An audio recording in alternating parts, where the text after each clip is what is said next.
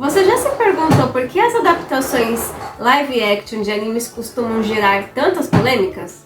Hoje vamos mergulhar em algumas adaptações e será que alguma delas conseguiu fazer jus ao anime? Olá, otakus, eu sou o Bruno. E eu sou a Caroline. E vamos começar talvez com a adaptação mais controversa de todas, que é o Dragon Ball Evolution. Lançado em 2009, e esse filme é praticamente um sinônimo de decepção entre os fãs. Com a direção de James Wong, o longa pegou os elementos básicos do universo de Dragon Ball e distorceu completamente. Curtição. Hoje à noite eu vou fazer uma festa na minha casa. Eu vou. Mas... tem alguma coisa errada. e se você de repente descobre que o futuro do planeta está nas suas mãos? Pois é, o enredo não tem quase nada a ver com o original. Goku, por exemplo, vivido por Justin Chatwin, É alguma coisa assim, gente. vira um adolescente americano padrão, e não o Saiyajin destemido que conhecemos, sem falar no vilão Piccolo, interpretado por James Masters, que foi completamente desconfigurado, sem a complexidade e ameaça que ele apresenta na saga original. E quanto às cenas de ação, nem se fala, né? Porque, a franquia como Dragon Ball, onde todas as lutas são épicas, dinâmicas, o filme entregou algo muito desanimador.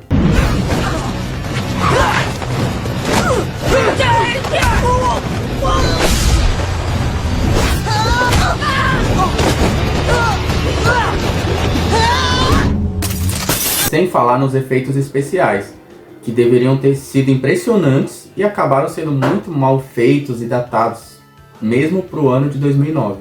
Uma curiosidade interessante é que o filme foi tão mal recebido que Akira Toriyama, criador do Dragon Ball, voltou a trabalhar na franquia com Dragon Ball Super como uma forma de corrigir os erros que viu no live action. Isso, e ele não foi o único a criticar. Os próprios atores também se desculparam mais tarde. James Masters, por exemplo, admitiu que o roteiro original foi completamente mudado e que contribuiu para o fracasso.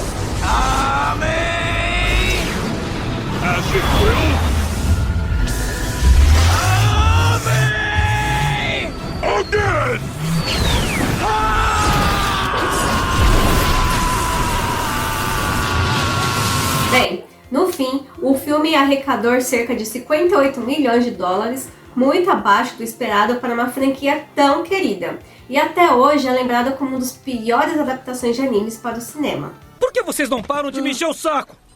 Agora vamos falar de Death Note, o filme da Netflix lançado em 2017. Essa adaptação americana tentou trazer o clássico de suspense ali para o mundo ocidental, mas não deu muito certo. Ficou horrível.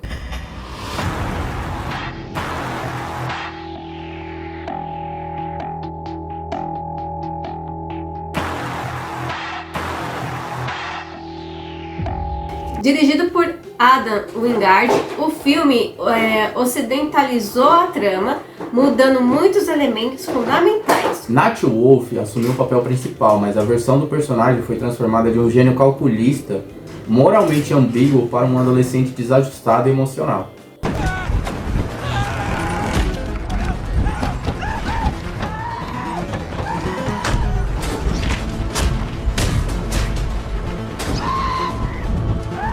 E isso causou bastante revolta, já que o ponto principal de Death Note é justamente o duelo intelectual entre Light e L, interpretada aqui por Lakeith Stanfield, alguma coisa assim, eu vou deixar escrito aí, fica mais fácil. que fez um trabalho razoável.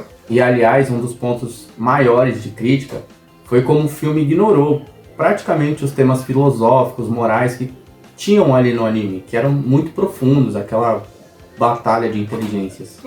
Até às vezes a gente mesmo não conseguia entender, só depois. Curiosamente, apesar das críticas, o filme atraiu bastante audiência na Netflix, o que fez a plataforma considerar uma continuação.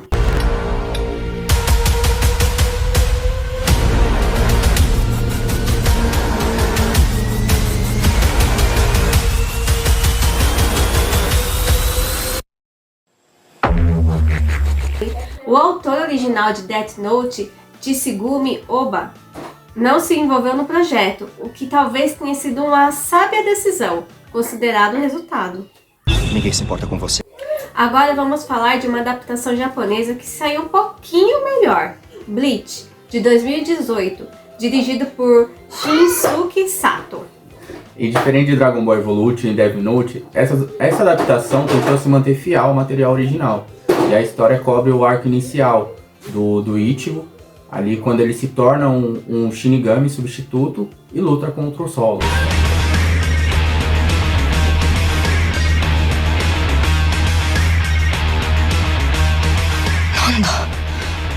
この冷圧は三白層があんなに巨大に O elenco fez um bom trabalho. Sota Fukushi como Ichigo e Hana Sujisaki como Rukia capturaram bem a essência dos personagens. As cenas de ação, especialmente as lutas contra Hollows, foram bem coreografadas. E seus efeitos visuais surpreenderam, considerando que o filme foi produzido no Japão e o uso de CGI para criar os Hollows foi bem recebido, especialmente pelos fãs da série.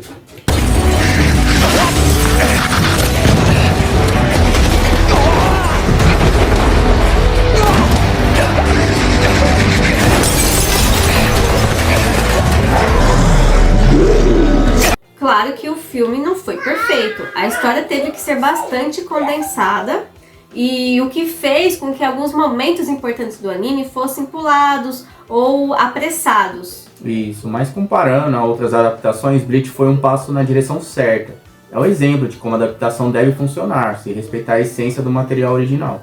Essa bateu na trave, não é? E em 2015 nós tivemos o live action de Attack on Titan, que foi dividido em 2 filmes e, como você pode imaginar, gerou muita discussão.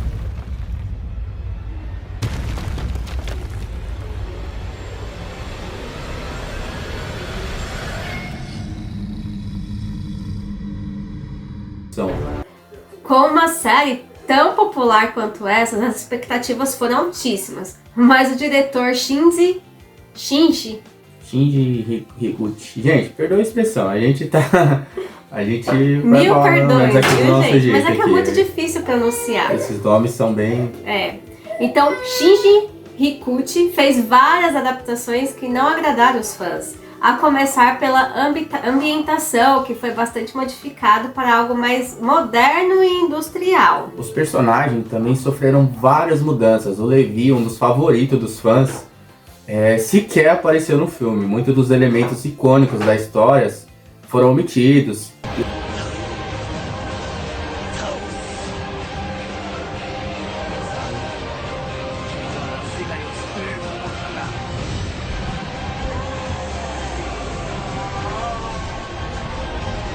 O criador do mangá, Hajime Isayama, deu algumas sugestões para o roteiro, mas boa parte delas foi ignorada, o que contribuiu para o afastamento dos fãs. No geral, foi uma experiência visual interessante, mas a narrativa deixou a desejar, especialmente para quem esperava algo tão épico quanto o anime original, porque é incrível o anime original. Então, a gente esperava isso do filme também. Como a gente sempre espera, né? Mas live action é bem difícil. A adaptação sempre tem um certo problema. É triste. Tá bom. Por fim, temos Full Metal Alchemist, que é um dos meus animes preferidos, eu gosto muito. E ele foi lançado em 2017, e esse live action, também japonês, prometia muito, já que o anime é considerado um dos melhores de todos os tempos.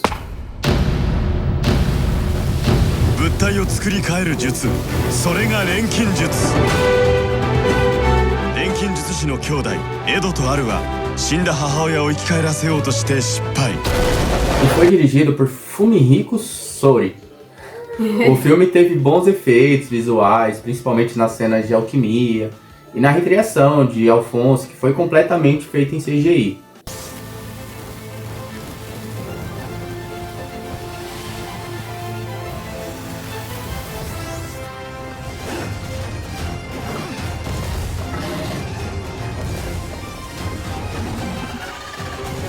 E o Ryosuke Yamada, que interpretou o Edward Elric, se saiu bem no papel, mas o filme sofreu por tentar adaptar uma história tão complexa em apenas 2 horas. Isso fez com que muitos elementos importantes fossem deixados de fora.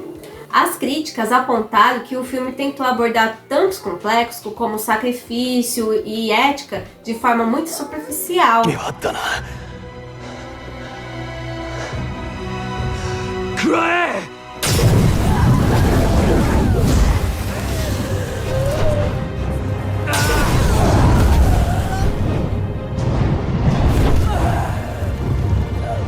Apesar disso, o filme conseguiu capturar bem o visual do anime, e para os fãs que buscavam algo mais próximo da estética original, foi uma boa experiência. Que bobagem! E bom, e a grande questão que fica é que adaptar animes para live action, por que é tão complicado? Parece que na maioria das vezes a transição do formato animado pro live action perde algo essencial no caminho, seja a profundidade dos personagens, a estética, o enredo, o visual, né, ali, que só o anime consegue transmitir. Isso sem contar que muitos animes lidam com temas filosóficos ou fantasiosos que são difíceis de reproduzir de forma convincente no cinema, sem parecer forçado ou artificial. Mas ainda assim, as adaptações têm seu valor, elas mostram o amor pelo material original e tentam expandir o alcance dessas histórias incríveis. Alguns acertam mais, outras nem tanto. E pra você, qual dessas adaptações foi a mais decepcionante ou surpreendente? Deixa nos comentários que, quem sabe, falamos mais sobre isso em um próximo vídeo. Aproveite para se inscrever no canal e deixar aquele like da hora, viu? Vamos continuar explorando o mundo dos animes e suas adaptações. Nos vemos nos próximos vídeos, é isso e até a próxima. Até a próxima!